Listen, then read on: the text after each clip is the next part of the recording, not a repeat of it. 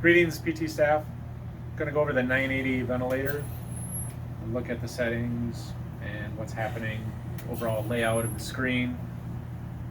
So this is our new 980 ventilator. We have the settings down on the bottom here. We'll go through those real quickly. We have the mode is in this box. Currently it's AC VC plus. For those of you familiar with the servo ventilator, that is exactly the same as PRVC. It's the standard mode that delivers a set breath size and set respiratory rate. Currently we're set at a respiratory rate of 14.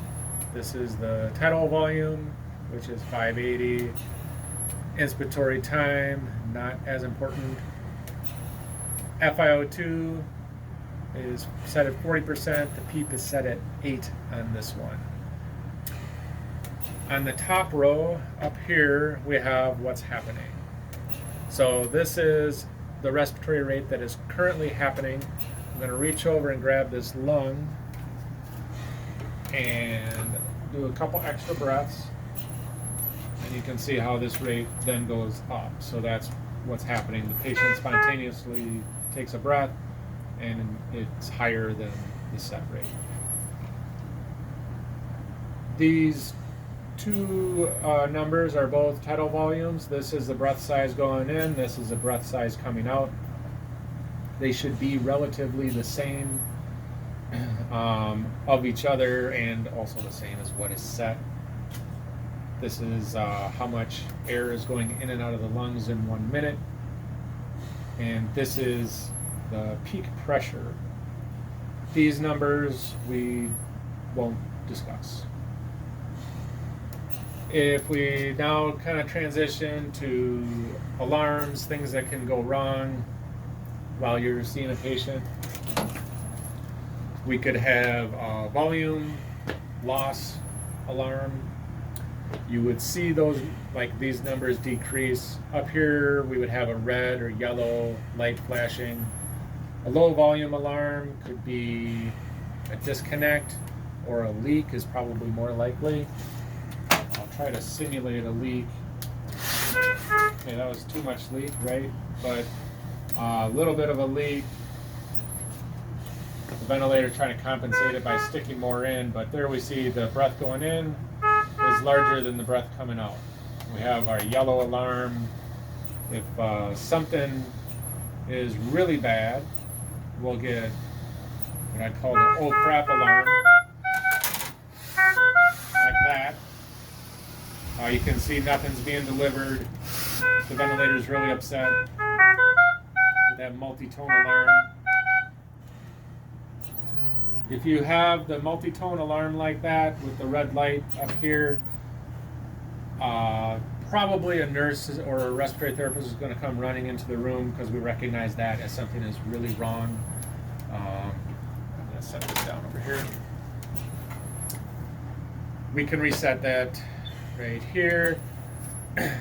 Another possible alarm would be the peak pressure alarm. So if the peak pressure is higher than what the alarm is set at, if this is intermittent, it is likely that the patient is just coughing. Maybe the patient's biting the tube. There's several things like that, or there might be a mucus plug. Things that are potentially quick fixes if addressed, not necessarily an indication to quit therapy. If it is a continuous high peak pressure, that could be indicative that the lungs are stiffer, or something is compressing on them, and maybe the patient, if other vital signs perhaps are getting out of limits, that might be an indication to quit therapy. As far as there's several reasons on your guidelines for ICU mobility. I do have this, and you probably would benefit from having this in your hand. I'll just address the respiratory ones.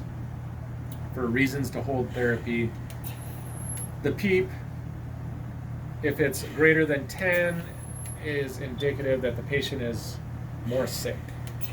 I would use that in conjunction with other parameters, because if a patient has a BMI of 30 or greater, we will automatically set it at 8 instead of 5. 5 is the normal.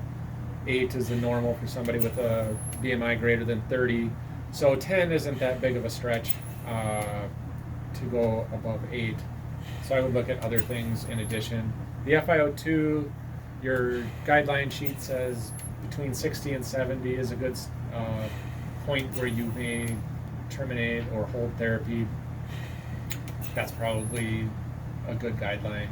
These are things that just indicate the patient is more critically sick by having those. Respiratory rate, it says greater than 40 or less than 5. You're unlikely to ever see it less than 5. If the patient is in pressure support mode where there's not a set rate and they breathe less, then it'll just go into backup ventilation. Greater than 40 you would see up here. That is something where you could be indicating that you're stressing your patient. You would see this one. I'm just going to grab this and breathe a little extra. It could easily, I mean, if your patient starts out breathing at 30, I could see them easily going up to 40. That happens when we're pressure support patients and they get stressed. We're getting it up to like in the 20s. But if that's hitting up to 40, that, I mean, the alarms are going to be going off before it even hits 40 probably. I do want to show you what pressure support looks like.